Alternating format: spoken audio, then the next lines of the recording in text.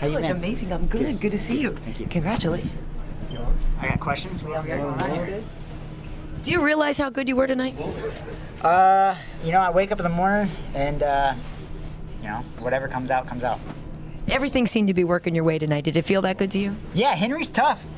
You know, he hit me right off the bat with a cross, and I was like, man, this guy's trying to take my head off. And then put me on the cage, and I got comfortable, and I, you know, fell into my own, and all my attributes came out, and I look good.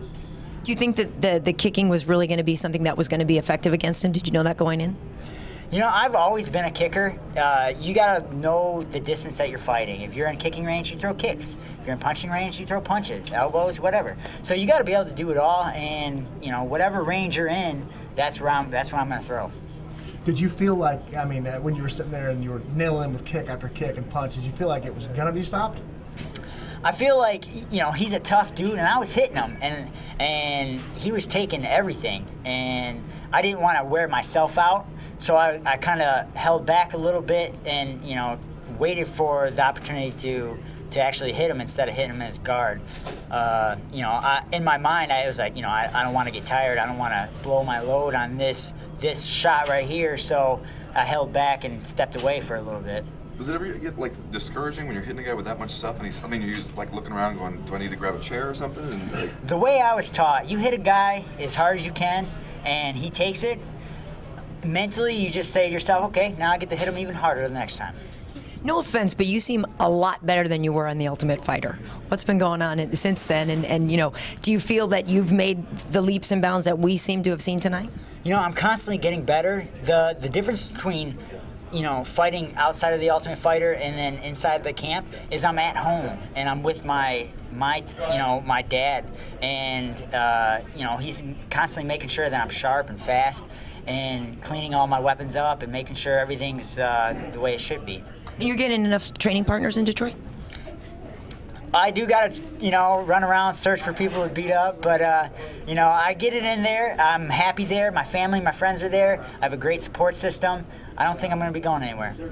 When you landed that kick, did you know as soon as it landed that, okay, this one's over? Oh yeah, yeah. It was all shin, across his forehead.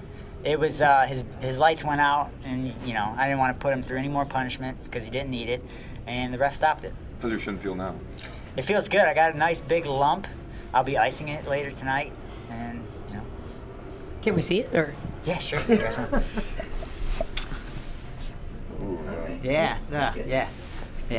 Good. Yeah. So when you hit it, you lifted your arms and you know it was over. Was there any indication, like, I mean, when you're training, you train to finish the fight until it's pulled off. Why didn't you go in for a shot on him?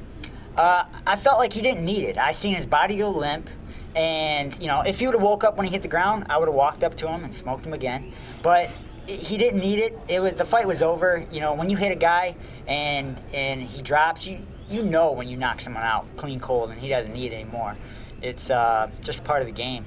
A lot of people like to say, oh, I'll take whoever they give me, but I always feel like a fighter has their eye on somebody. So who would you like next if you could pick a fighter? You know, like you said, whoever they pick. I actually, it's kind of weird. Like, I've never watched sports. Like, I basically just concentrate on myself.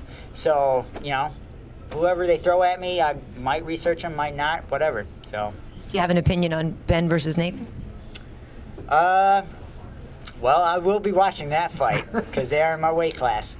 So, you know, hopefully it's just an exciting fight for the fans and everybody loves it.